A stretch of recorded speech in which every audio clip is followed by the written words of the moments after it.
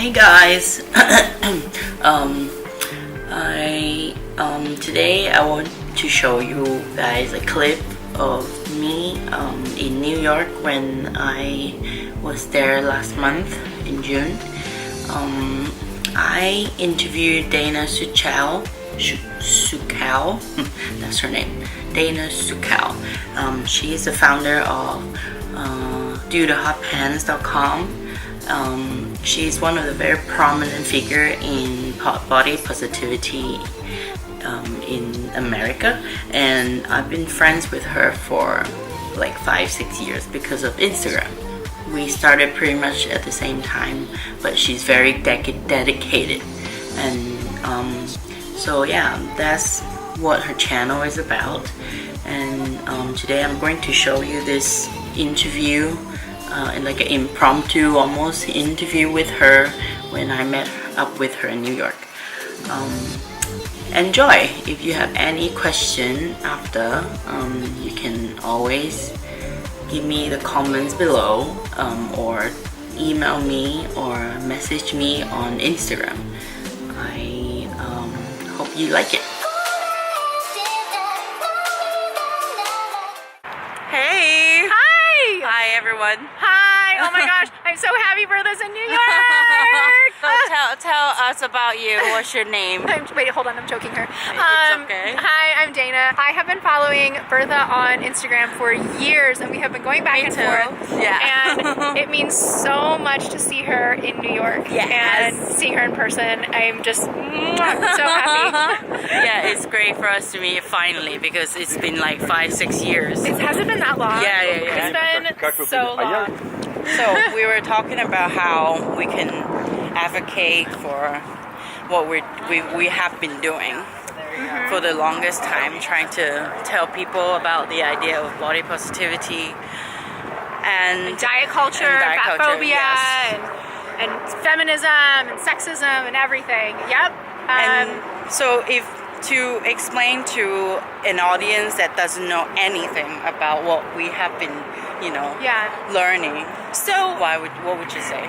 So basically, kind of the intro of my work that I do is around eating disorder awareness, prevention, education, and so many people have eating disorders, and everybody thinks that eating disorders are based off of a mental illness. And my argument and my fight and my work is to prove that it's actually based on the way that society tells women they cannot be fat, that they cannot be ugly, that they cannot be anything other than thin, white, cis, young, and this ideal model type, this ideal body that we see. And that actually is a huge cause in eating disorders, a huge cause in mental illness issues with women, a huge cause in suicide of people who don't fit that mold, that ideal body, and that ideal body doesn't even exist. And so I guess, if I was to that's like the work that I do, but if I was to explain like an intro of it to somebody, it would be like, how do you feel about your body? Like, is there something you want to change about your body? And why? Like, why do you want to change that about your body? Is it do you think you're going to be more loved? Do you think you're going to be cooler? Do you think you're going to be more popular? Do you make more money? It's like more successful because, for example, I was telling you about how people in Hong Kong has to deal with as like a financial help. Everyone has to be successful in their own, not just in their own way, but more like the society way. And like you have to be rich and thin, and in order to be rich and thin, you have to be thin, no matter what it is. Like, right? You have to just be this idea of how pretty looks for the financial people in Hong Kong. And so we're dealing with, and the reason that it's so hard to do this education is because we're dealing with a system, a literal societal system that is set up so that people always want to be on a diet, so that people are always worrying about their body. Because the more that we can keep women focused on their bodies, the less energy women have to actually change the world. And it's a form of gender control. It's a form of racism and fat phobia and sexism, and there's so much tied into it. But it's a huge thing to break down. And my job is to speak to people who don't know anything about this stuff and to break it down for them. And to break it down into, well, you're scared you're not going to be loved because you need to lose weight. Let's talk about that. Let's talk about why and why that is. And let's look at the way that society has been set up to reward thinness. I will ask you a question. Okay. If you were to tell a person, like an iBank CEO, about this thing we're advocating, and try to change his mind, maybe like a few minutes of speaking, what would you say? Okay, so it's hard to get someone to... A lot of the activism work I do involves around storytelling. And the reason it involves around storytelling is because I can tell you statistics. I can talk to you about racism or fat phobia or body politics. And put yourself into someone else's shoes. It's very difficult to put yourself into someone else's shoes with statistics. Oh, wow. So that's why I do the My Body Story series. That's why I do things to where I give people an opportunity to tell their story, and that way I can look at it and go, wow, yeah, that does suck, or wow, that is something I need to care about and worry about. So we're doing more like women's work. Yes. Instead of trying to change the system from the top, right, but from the bottom. So if I was to meet someone, let's just use this white finance banker obsessed with his body. I would tell him my story about my eating disorder. And I would explain to him, like, from start to finish, like, what had happened with my body, what had happened from how I was raised as a child, thinking my body was so important. And once I can sort of get empathy, because empathy is such a huge part of activism. If we can't get people to empathize with us and see our side, we're hitting a wall. You're not going to connect. They're not going to empathize with us because they're saying, it's not a tool for making money. So they're like, we're not going to care because you're not helping me make money. Right. So you have to let somebody see your humanity.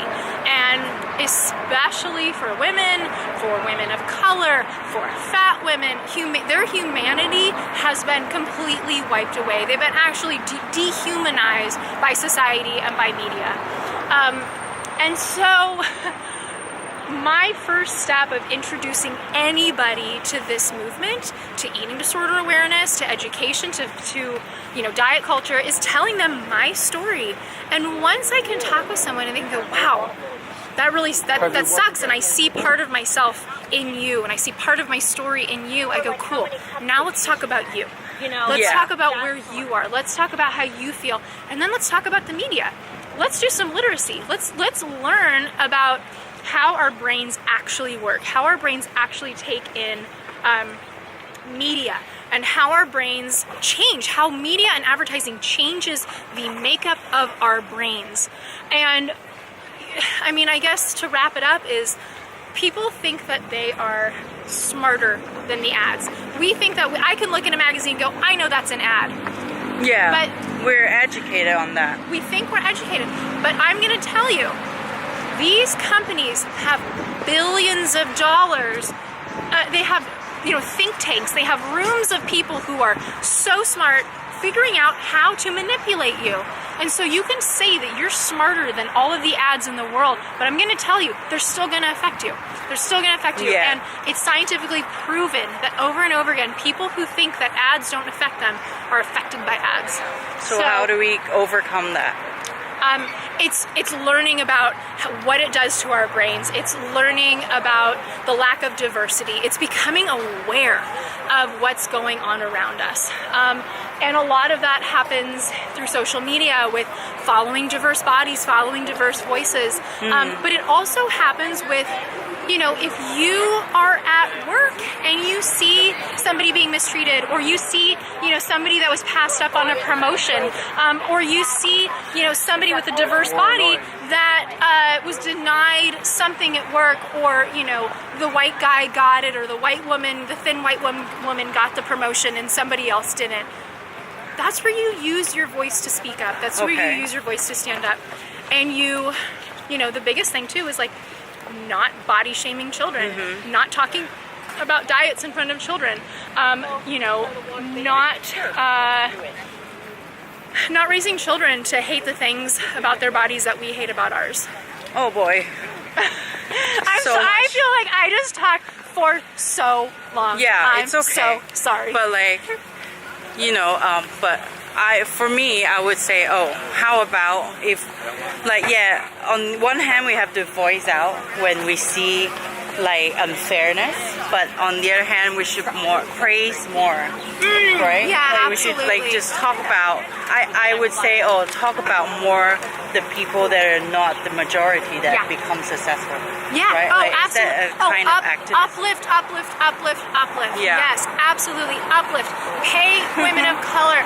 Uplift women of color. Uplift fat voices. Uplift marginalized body. Uplift disabled people. Uplift women. Uplift all of those voices. And make it rewarding for people to want to step into the light. Make it exciting for people to want to step into the light and make change. Let's make this world safe and welcoming and inviting for people who are trying to fucking live and not change their bodies to fit a capitalist society that's profiting off of their changing. Very good. I think you learned a lot today. I hope you get to watch through the whole story without stopping. I'm not going to edit anything. Oh my God, like she I has said. to edit this. Oh my God. I love you. Edit. We love you. All right, filming over.